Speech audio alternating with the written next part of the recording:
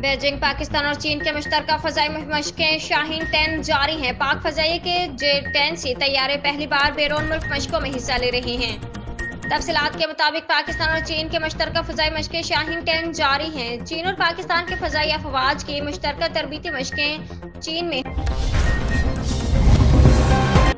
Islamabad IMF ने बिजली के बिलों में रिलीफ के लिए तहरीरी प्लान मांग लिया। ज़राए का कहना है आज शाम IMF को तहरीरी प्लान भेजे जाने का इम्कान है।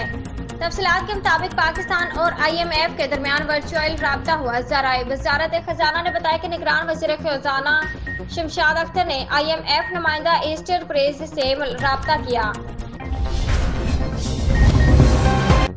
कराची MQM पाकिस्तान ने कराची की बिजली का मुकदमा निगरान हुकूमत के सामने रखने का फैसला कर लिया है। ज़मन इजाफी बिल्स, लोड शेडिंग, अवामी एहतजाज का मामला आला सतह पर उठाया जाएगा। MQM ज़राए का कहना है कि MQM पाकिस्तान के कन्वीनर डॉक्टर खालिद मकबूल सिद्दीकी आज सुबह इस्लामाबाद में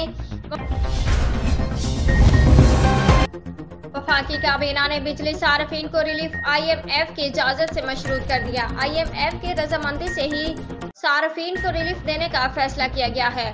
निगरान वज़ीर इत्तलात मुर्तज़ा सोलंकी ने कहा है कि बिजली बिलों में रिलीफ के लिए निगरान वज़ीर ख़ज़ाना IMF को ऑन बोर्ड ले रही है। इस सिलसिले में निगरान वज़ीर ख़ज़ाना शमशाद अख्तर की IMF से बात जारी है।